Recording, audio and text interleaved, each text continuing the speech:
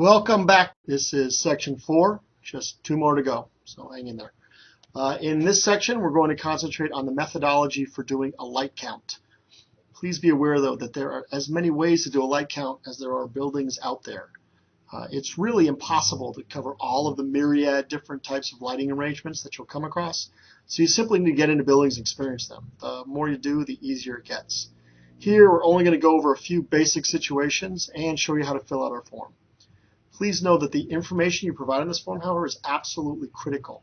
It is the basis for our quote to the customer, and if it is wrong, there will be big problems down the line. On the other hand, if you provide a thorough and comprehensive light count and are aware of the pitfalls, you can expect an easy and very profitable transaction. So let's get into it. On your screen right now is our lighting survey. It will be provided to you in Excel format so you can fill in the required information on your laptop, or you can print up the form and write it manually while you're walking through the customer's facility. In the upper middle section, columns E to H, lines 2 to 7, there's a place for you to type in your own contact information.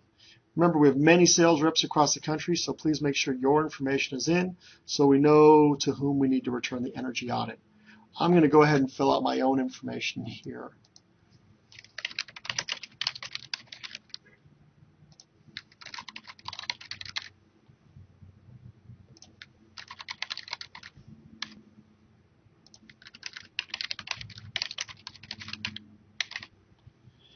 The blank fields starting at B5 give us a contact info for the auditor himself.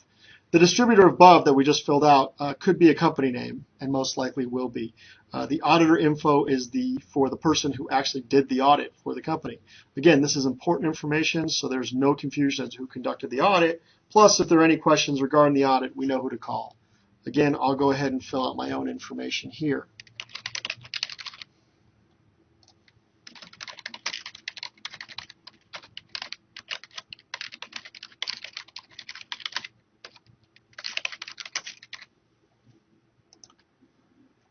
Okay, at B17, right here, PUC means Public Utility Company. In order to provide accurate energy savings information, we need to know which utility provides energy to the customer. This will give us both the rate that they're being charged and the chance to find available rebates. So I'm going to go ahead and fill that out. Now, if we're moving to the right, you need to fill in the client's information. That's pretty much self-explanatory. And I'll go ahead and fill that in right here.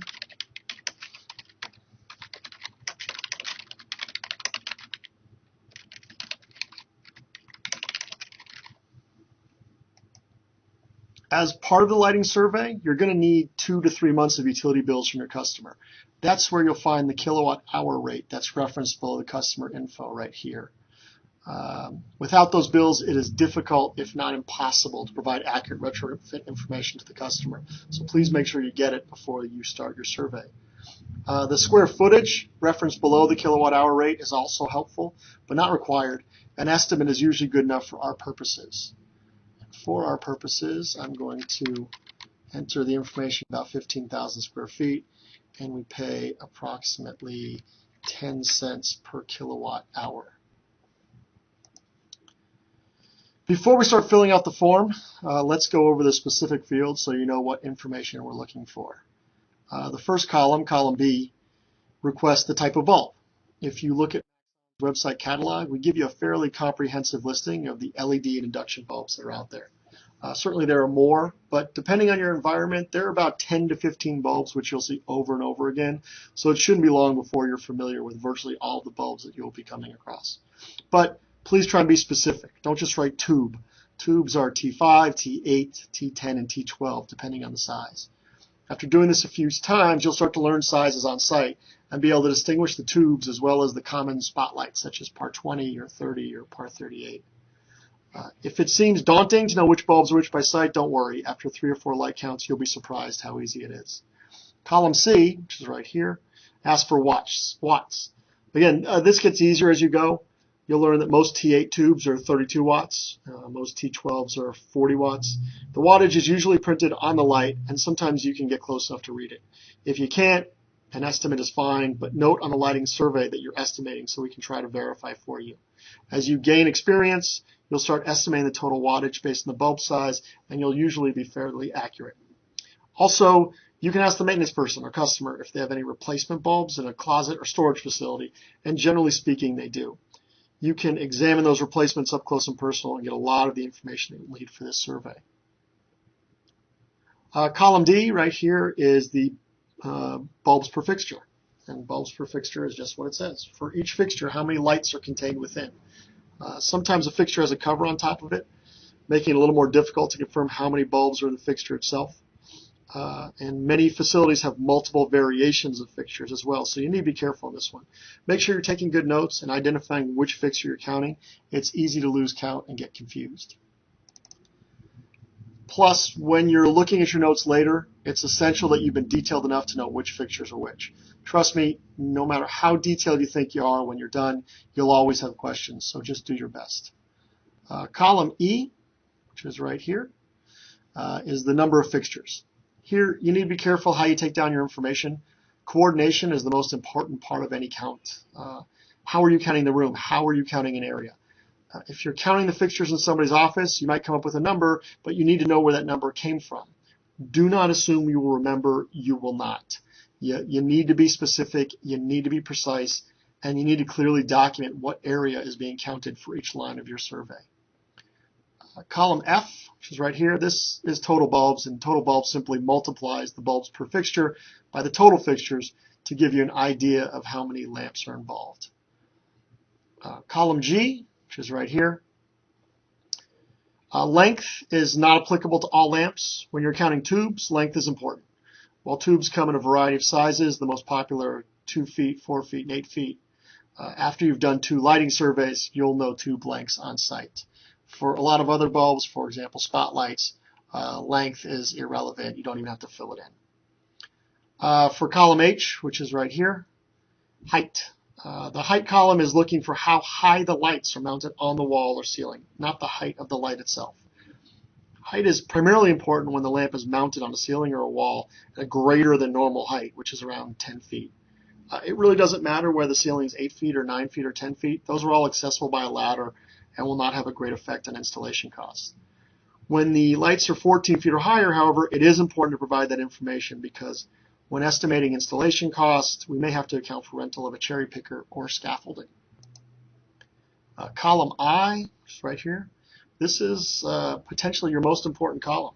As we noted earlier, the coordination of your light count is probably the most important aspect of the entire deal. You need to specifically delineate where you're counting and any description of the light itself. Sometimes description is unimportant. For example, when you're counting a parking lot where all of the lights are fairly identical, you can be somewhat vague with descriptions because all of the lamps the customer might order will be the same. In some locations, though, like a high-end health club, however, you need to be particularly careful to know which rooms, hallways, lobbies, or workout areas you're counting. Plus, if the fixture is unusual or is there some aspect of its placement that will make installation difficult, you got to make sure that it's written down so we can account for it in the analysis. A highly detailed description is the only way we can go back and verify the lights, verify the information, verify the necessary connections when we are finalizing the order. But remember, the count is just preliminary. If the customer is ordering $100,000 of lights or more, we're going to want to make sure that we have the right information. We'll probably revisit the facility on more than one occasion. But also note that if you have not provided accurate notes as to what you counted, the information you provide may be largely useless. And for this particular category, be over-descriptive. If you can write a lot versus writing a little, write a lot. You can never be too detailed in this category. The next column, column J, which is this one right here, the base tells us what kind of connection the bulb has to the fixture. For your first few light counts, this will probably be difficult for you until you get familiar with the common base types. Finding replacement bulbs that your customer has in storage is obviously helpful because you don't have to pull a lamp out of a fixture to reference the base. As you get more familiar with common lights, this becomes less problematic. Also, before we order any lights for any customer, we'll reconnect with them to confirm base styles, so don't be too concerned if you don't know the base at the time of the count. Column K and L. These columns tell us how often the lights are on. A standard business office will have its lights on for about 10 hours a day, 5 days a week. This is a very important piece of information and may differ substantially for different lights in the customer's facility. For example, conference room lights may only be on for 1 to 2 hours a day when somebody's meeting there, but general office lights may stay on all day. Certain emergency lights might be on 24 hours a day, 365 days a year. We can't tell how much energy the customer is using unless we know how often the lights are on, so you really need to try to get this information correct. If you underestimate the total hours that the lights are on, it'll be hard to show the customer a good return on investment because the less time that the lights are on, the less money you can save them by providing more energy efficient lights. If you overestimate the total hours, you might have an unhappy customer when they buy the lights and don't get the energy savings you promised because they don't use the lights as often as you thought. So don't let the customer gloss over this piece of information. In order to help them save money, you need to be accurate in hours of operation. If the customer doesn't want to help you, that's a customer that probably can't be helped. Okay, now that we know what information is being requested, let's show you a few real-life examples. I'm going to use some pictures to get you started. Again, as I noted before, these examples will be brief and do not in any way prepare you for the huge variety of lighting solutions you will see during the counts that you perform. You must get out there and do a lot of lighting counts before you're really comfortable. If you're doing a count and you're not sure about any aspect of it, take a picture and we can probably help you. Also, bring a tape measure. The size of the lamp will help you determine what type of lamp it is, and if you're unsure about something, providing dimensions will be extremely helpful. Another thing, don't be afraid to ask questions. If you don't know something, tell us you don't know. We'd much prefer spending a few minutes researching the issue than providing a customer with a light that doesn't fit. Time is much cheaper than these lights. Finally, prepare for the count. John Wooden once said, failing to prepare is preparing to fail. And he was certainly right. Walk around the facility. Get familiar with its rooms and spaces. Take some time to map out how you will count and how you will designate certain areas, especially if you're working with a partner. It's tremendously easy to lose your place, get confused, or overlap if you don't have a plan to keep your count straight. Every minute you spend preparing for the count is 20 that you'll save when you don't get confused later. So, with all that said, let's take a look at some pictures and figure out how to count. This first picture shows you the accounting offices. If you look at the ceiling, you'll see two different types of fixtures. There are long rectangular fluorescent fixtures in the front and a few shorter square fluorescent fixtures in the back. Therefore, we're going to use two separate lines on the lighting survey. We'll start with the rectangles. First thing we do, and this is always the most important, is that you have to specifically describe the area that you're in. In this case, it's somewhat easy as you can simply describe it as the accounting area. However, although you don't see it in the picture, there are several offices in this area, so I'm going to want to describe it as the accounting area, not including interior offices. Now, if I go back later, I know what was counted and what wasn't. Remember, you can't get too detailed in how you describe an area. No matter how much you think you'll remember, if you're walking a 10, 20, 30, 80,000 square foot building, you will forget what you counted unless it's described in detail. When you have a large area with no walls or other natural breaks, create some kind of identifying element and use it as a parameter. This is one of the most important parts of the account, orienting yourself in the room and making sure you both count everything there is, but you don't double count. But let's go back to our example. We're going to describe it as the accounting area, not including interior offices. Also, we're going to type it in for purposes of this training, but most of the time you'll be writing this out manually, unless you bring a laptop on the count to enter it directly onto the spreadsheet.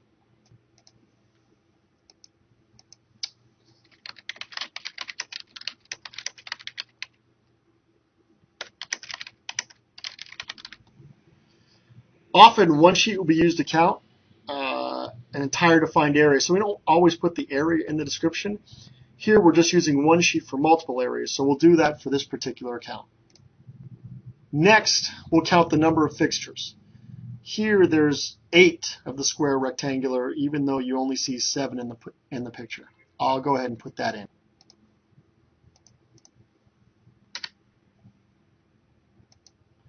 Now we have to figure out how many bulbs are in each fixture. That's a little tougher here because there's a cover over the lights.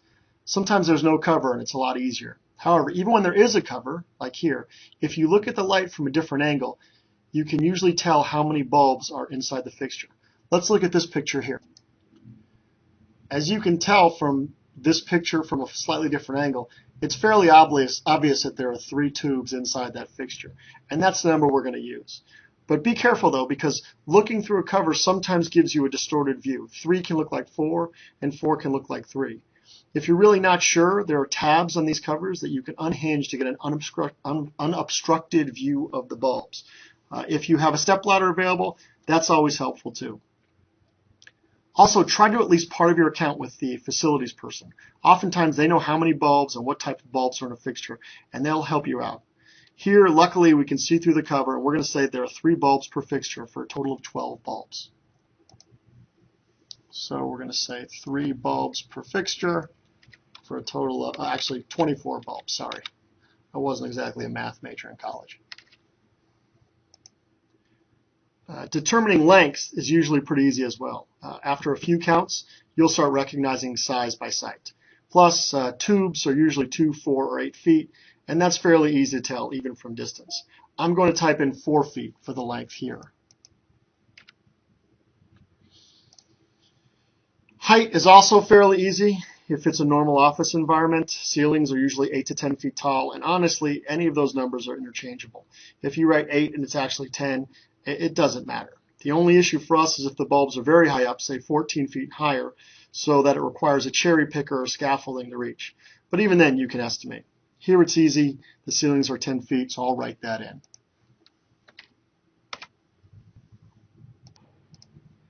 As far as the type of bulb, again, after a few counts, this should be easy for you as far as fluorescents go, since they're easily recognizable. Fluorescent bulbs are generally either T5, T8, or T12. T12 bulbs will look huge, T5s will look tiny, and T8s are right in the middle. Also, if you can see the actual bulbs themselves, that is if they're not obscured by a cover, it will usually say right in the bulb what it is. T8 or T12 or whatever will actually print on the bulb along with the wattage. If you can't get to the bulb, again, ask the facility manager. Usually they have extra bulbs in the closet somewhere, and you can look at them to figure out what kind of bulbs are currently installed. Here, I know they're T8s, and they have standard wattage of 32, so we'll type that in.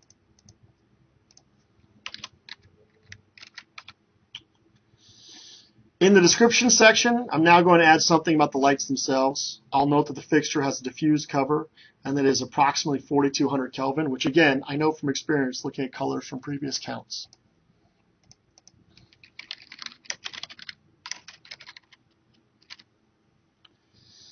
The last column here is for the base. I don't necessarily know what the base is unless I have the fixture in my hand, but in this case I've seen the tubes they use, and it's 2-pin, which I'll go ahead and type in.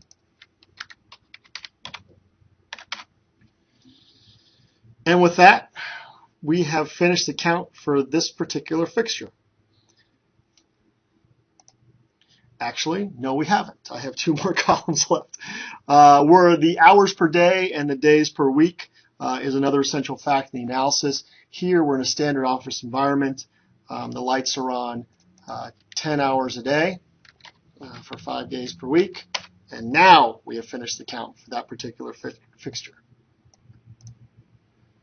Now we're going to go to the next fixture, which is the smaller square one. So let's take a look at it. Here you see the smaller square fixture. Its size is equal to 1 ceiling panel. And let's start filling out the count. The good thing as these counts go on is that you can start filling out quicker as you start to gather information. For instance, we already know that this particular fixture is going to be on 10 hours a day for 5 days a week. We also know that the height is about 10 feet. And in order to figure out the length, again, I know the ceiling tiles are about 2 feet long, so I know that the fixture is 2 feet long. So we'll fill that out. But if you're thinking that I should just write in 2 feet, be careful. Because if you look at the cover, the tubes look a little strange, like they're U-shaped. In this situation, they actually are. So let's take another look. You can see that there are 2 bulbs in this particular fixture. One of them is out. And if you look right here, you can see the curve. You can see the curve a little bit here too, although the glare makes it a little bit more difficult. But this particular fixture has a 2-foot U-shaped fluorescent bulb, which means that we're going to need a U-shaped LED to retrofit. Had you written down that there was just a standard 2-foot tube, which do exist, but not in this fixture, you would have gotten the count wrong and delivered the wrong bulb later. This is why you need to be very careful with the counts and what you assume. After you've had a bunch of counts, you'll get better, but if there's any question as to what's below the cover or in the fixture, take an extra few minutes to find out. The time you spend now will be well spent when you deliver the correct bulbs to the customer. Here, I'm going to write U-shaped in the type of bulb and the wattage, which I found out was 32 when I looked at a replacement bulb. Here we'll write U-shaped, 32 watts. We also know there's 2 bulbs per fixture, and we know that there's 4 fixtures for 8 total bulbs. And in the description, I'm going to note that there's a diffused cover, 4200 Kelvin, U-shaped bulbs, and the accounting area not including the interior office. These again also are 2-pin, which I knew when I saw the replacement bulbs. And with that, we've finished this particular area and can move on to the next room. Now we're going to go into the conference room. And here's a picture. This conference room has spotlights rather than tubes, which are generally easier to count because they normally don't have covers. It already has mostly LEDs.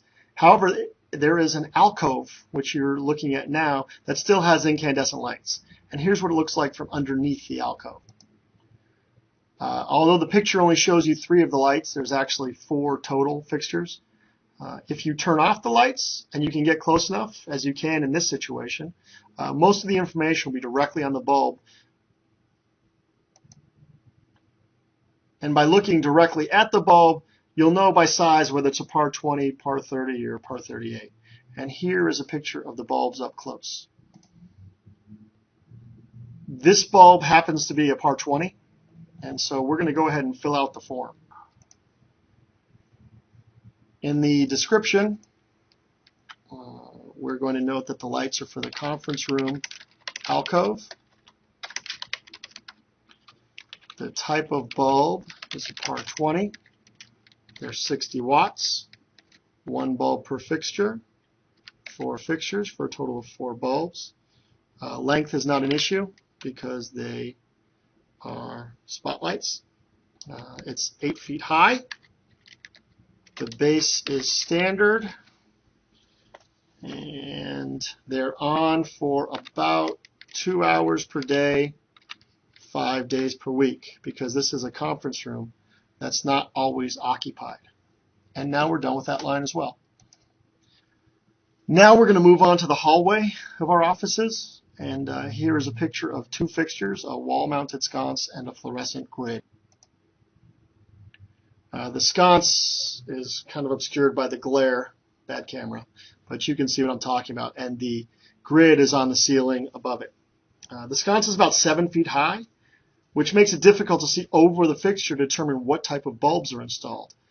This is another case where it would be good to have a stepladder. If you don't have one or can't get up there, write something in the description so that you can go back later or get help.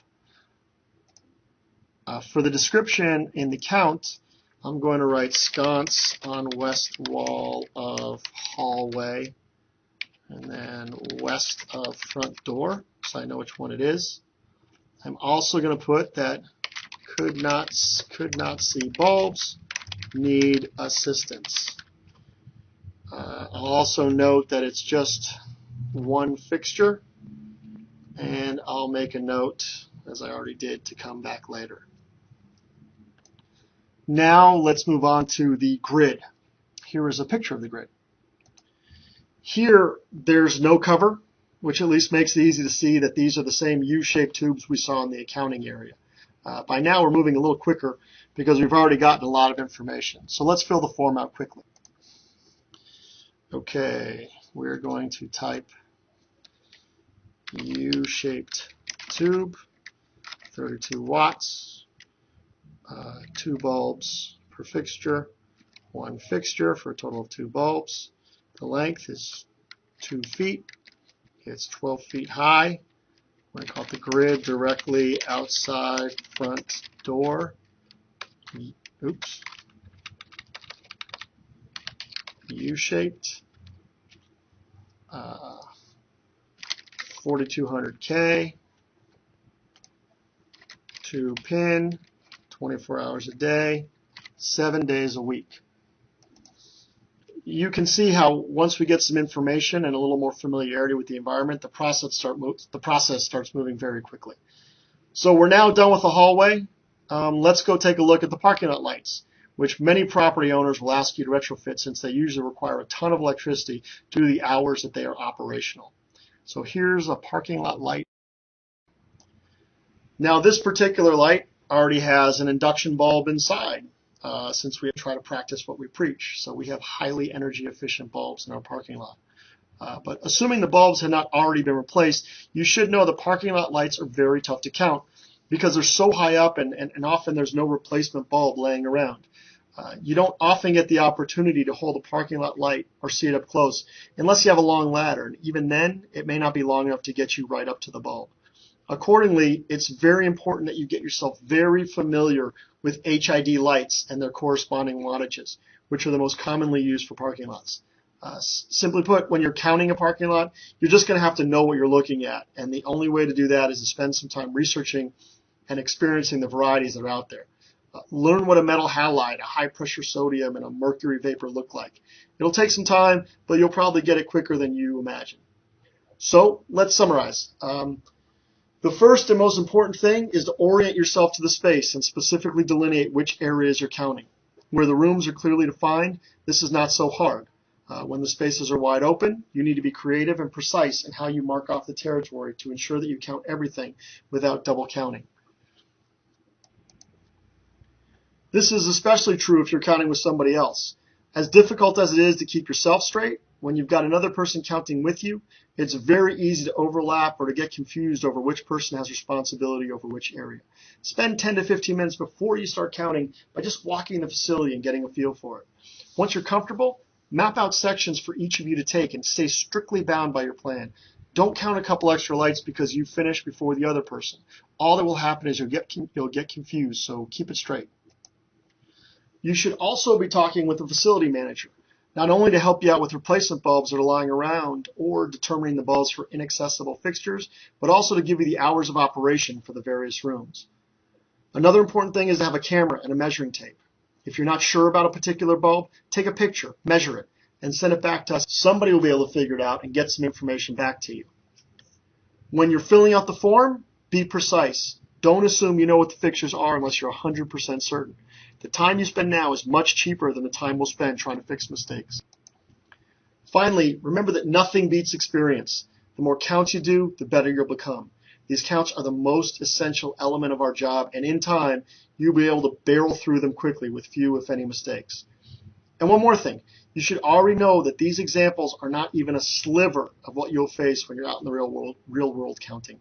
There are literally endless variations of lights and fixtures that you will see as you're doing counts. While 80% of each count will probably be easy, it's that last 20% where you will run into problems. So again, take pictures, take measurements, and ask questions. We will definitely be able to get you assistance to information. It just may take a few additional trips or phone calls. Nevertheless, you now have a very, very, very basic understanding of how a count works. And that concludes section 4. Only one more to go.